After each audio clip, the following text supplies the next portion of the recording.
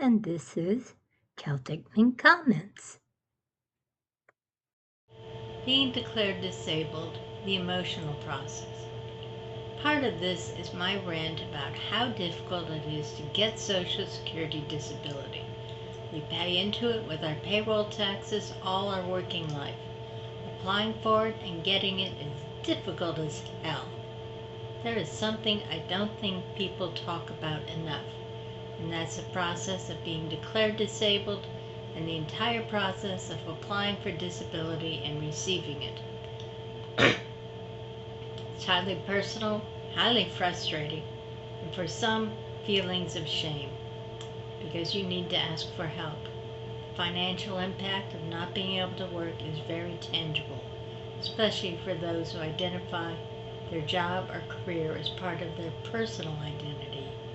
The impact of chronic health issues can include a lack of energy, chronic pain, and mobility issues, or other limitations, just to name a few examples.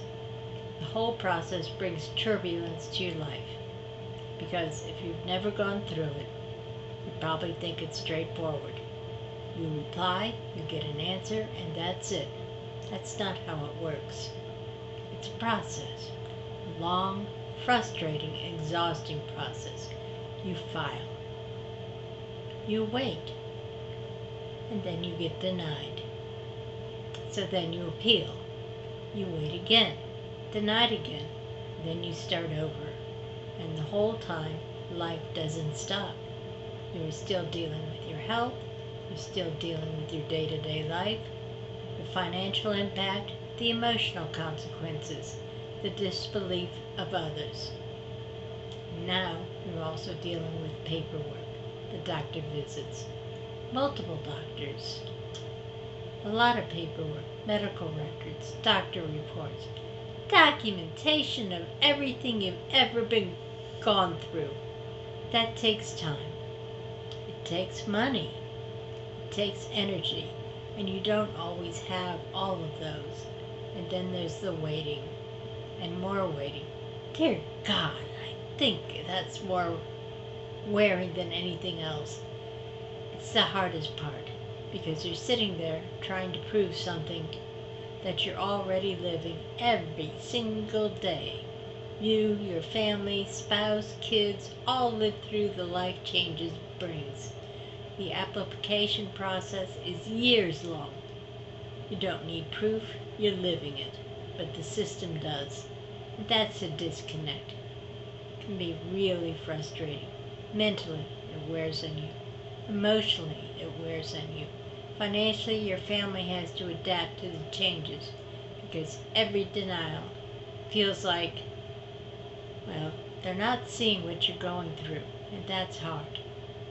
For me, this didn't happen for the first time, or the second, or even the third. It took going through the process again, getting updated medical documentation, submitting everything again, waiting again, starting over again. For me, and finally, the fourth time, I was approved. And by that point, it wasn't even relief right away. It was disbelief. It was more like, okay, finally, because you've been in the process for so long, it becomes part of your life. And I think that's something people don't understand. The heartache, the lifestyle changes, the emotional impact, the financial changes. To sound ungrateful, the monthly payment is a pittance compared to the money you could have earned if you had stayed healthy. This isn't just paperwork, it's persistence. It's staying with something, even when it feels like it's not going anywhere. And what I learned going through all this, documentation matters. Persistence matters. You have to be prepared for it to take longer than it should, because it probably will. You paid into this system. This is supposed to be the same system that helps you. But geez, it sure feels like it's their mission to deny you the very services that are supposed to be part of your safety net. So if you're going through this, or thinking of starting the process, don't give up. I know it's frustrating.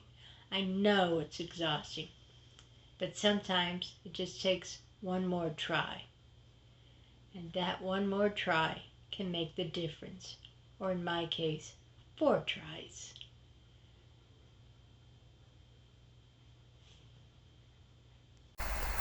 Like, subscribe, comment. Thanks for watching.